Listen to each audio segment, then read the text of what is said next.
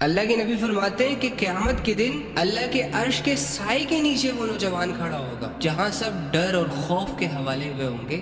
یہ نوجوان بالکل سیٹسفائیڈ طریقے سے اللہ کے عرش کے سائے کے نیچے مزے سے کھڑا ہوگا کہ جس نے جوانی میں اللہ کی عبادت کی، جو تنہائیوں میں اللہ کے لیے رویا، اپنے گناہوں پر ندامت اختیار کر کے رویا. اور میرا نوجوان کہتا ہے نہیں بھائی، ہاتھ کے نیچے بس اس دنیا میں 60-70 سال کے لیے ایک گاڑی ہو، ہاتھ میں ایک پرو میکس ہو، ایک لگژری سا روم ہو اور 10-12 لڑکیاں سیٹ ہو کہ جن کو ہم روزانہ یہ یقین دلائیں کہ میں تیرا ہوں، میں تیرا ہوں، میں تیرا ہوں، میں تیرا ہوں، اور یہ والی ایکٹیویٹیز پرفارم کر کے اپنے اوپر پراؤڈ فیل کرے کہ جی میں بہت کول ہوں، کہ جی میرا شمار تو الفا مینز میں آتا ہے. بس ایک عیاش سی زندگی ہو، ڈر نہ ہو، خوف نہ ہو، سوسائٹی کا پریشر نہ ہو، 30-40 سال کی زندگی صحیح سیٹ طریقے سے گزر جائے. بس یہ خواہش ہے اس کی.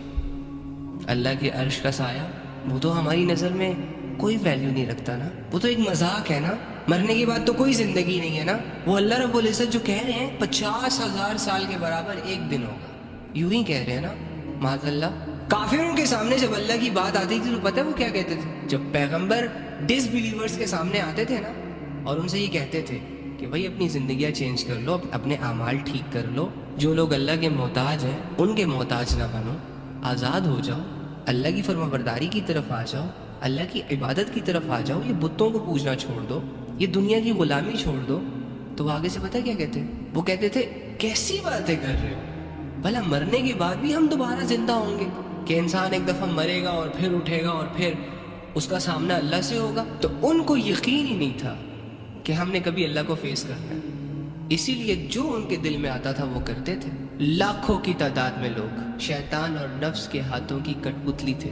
شیطان اگر چاہتا کہ یہ بتوں کے سامنے جھک جائے جھکا دیتا، ان سے زنا کروایا جائے کروا دیتا، ظلم کروایا جائے کروا دیتا، اللہ سے غافل رکھا جائے رکھ لیا جاتا. تو کیا آج یہ تمام سمٹمز تمہیں مسلمانوں میں نظر نہیں آ رہی؟ ٹھیک ہے مسلمان زبان سے کہتا ہے کہ مرنا ہے، مرنے کے بعد اللہ کی طرف جانا ہے، لیکن ان ساری چیزوں کو صرف نالج کی حد تک نہیں رکھنا تھا نا یار.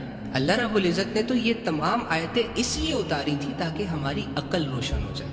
ہمیں یہ غیب کی خبریں اس لیے بتائی تھی تاکہ ہم ڈر جائیں، تاکہ ہم اپنی زندگیاں چینج کر لیں. یہ چھوٹی چھوٹی لذتوں میں، چھوٹے چھوٹے گناہوں میں آخرت کے سودے نہ کرتے. تو خدا کا واسطہ یار اپنی زندگیاں بدلو.